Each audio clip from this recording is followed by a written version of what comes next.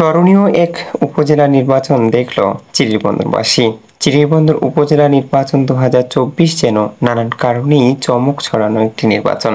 নির্বাচনের তফসিল ঘোষণার পূর্ববর্তী ও পরবর্তী সময়ে প্রার্থীদের যে বিচরণ ছিল, সেই বিচরণ সত্যিকার অর্থেই প্রশংসার। অনেকদিন পর অনেকেই যেন তিক্ততা ভুলে নির্বাচনের স্বাদ পেয়েছে খুব কাছ থেকে। অনেকেই বিগত দিনের যে নির্বাচন নিয়ে তিক্ততা ছিল, সেই তিক্ততার গ্লানিও ভুলে গিয়েছে এই নির্বাচনী আমেজে। অনেকেই নিজেদের সমর্থনও দিয়েছেন, আবার অনেকেই নিজেদেরকে ধরে রেখেছে সেই পুরনো তিক্ততার সাক্ষী করে। সম্প্রতি বাংলাদেশের ষষ্ঠ ধাপের যে উপজেলা পরিষদ নির্বাচন অনুষ্ঠিত হয়েছে, তাতে স্বতঃস্ফূর্তভাবে প্রার্থীদের উপস্থিতি দেখা গেলেও ভোটারের ভোটের মাধ্যমে যে জানান নিশ্চিত করা গিয়েছে, তাতে অনেকটাই এখনো মানুষ ভোট থেকে দূরে রয়েছে। আর পর্যবেক্ষণ বলছে মাত্র 38% ভোট কাস্ট করা হয়েছে চিরিরবন্দর উপজেলা পরিষদ নির্বাচনে। এতে করে মানুষ যেই বা যারাই সমর্থন দিক না কেন, সকলেই চেয়েছিল নিজেদের উপজেলা প্রতিনিধি হিসেবে নিজের পছন্দের মানুষকেই বেছে নিতে। তবে যে তোড়জোড় ছিল মাঠের খেলায়, সে খেলায় যেন অনেকটাই আনন্দ অনুভব করেছে সাধারণ মানুষ।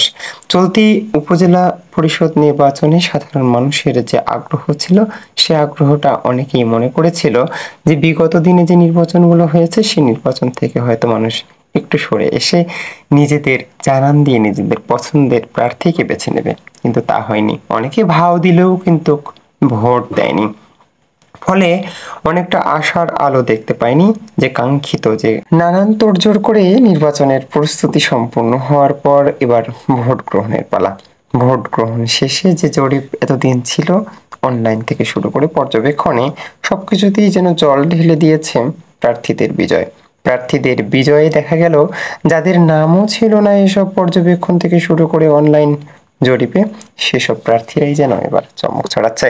তবে মহিলা ভাইস চেয়ারম্যান লায়লা বানু ও পুরুষ ভাইস চেয়ারম্যান সুমন চন্দ্র দাসের যে পূর্ব পর্যবেক্ষণ ছিল, সেই পর্যবেক্ষণের সফলতা পাওয়া গেলেও চেয়ারম্যান পদপ্রার্থীদের নিয়ে ছিল ধোঁয়াশা।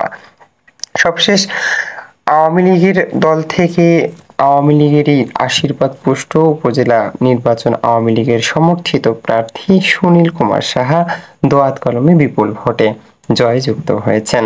জয়যুক্ত হওয়ায় তিনি যে জয় বিজয়ের স্বাদ পেয়েছেন, সে স্বাদ যেন অনেকটাই মনে করছেন আকস্মিক পাওয়া এক অন্য রকমের অনুভূতি।